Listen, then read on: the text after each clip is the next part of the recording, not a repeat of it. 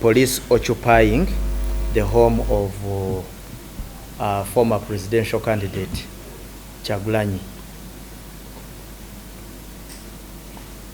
We are still having presence around the precincts of his home, like I shared earlier, and I have also shared before that we are doing it for security reasons, in the interest of the security of the country. The question as to what offense has he committed? If he commits a very particular offense, like I said earlier when I was talking about these issues, we would certainly either invite him to police or arrest him and take him to court. But at the moment, just know that they are very specific operational postures around his premises in the interest of national security. Tamare asked, there is no curfew. There is no curfew. A curfew is a highly restrictive measure on movement of persons. We are not having curfews around. What we are having are spot checks in the interest of security and in line with the execution of our duties. Under the law, the police is allowed, the police has the powers to stop any person and check you, and out of that check, I would like to further bring to your attention that police can further make arrests arising from that check, can also do seizures and impoundment of items in the interest of an investigation or something that could have been identified arising out of that snap or stop check. We appeal to you to continuously remember the powers of the police. If an ordinary person was to put up a snap check, that would be a totally different matter. But if it is police, and Uganda police in particular, we have that power. We are not the only ones who have that power. Even other police institutions in other countries. So I guess that one is clear. Ndugushamimu says that does police have a report on the arrests and the lives lost during elections?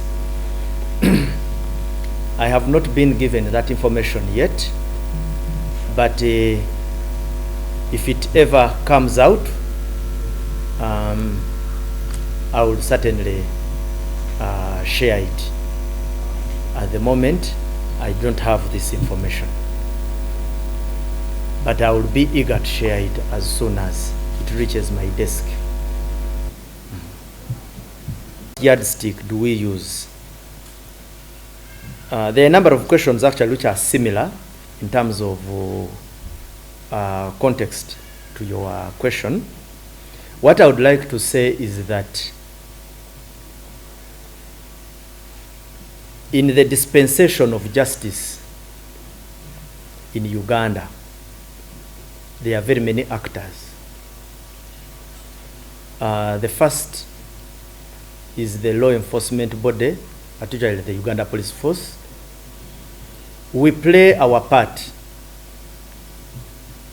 From our perspective, if we suspect you to have committed an offense, and a very particular offense, we shall arrest you and we shall propose these,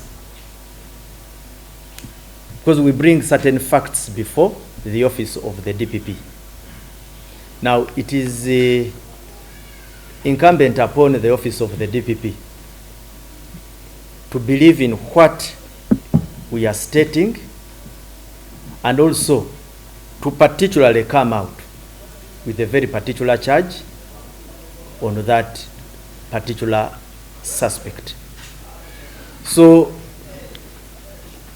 we assume that if we accuse you of anything and at the end of the day it lacks substance, or it is not cogent enough to convince the DPP, you are likely to go free.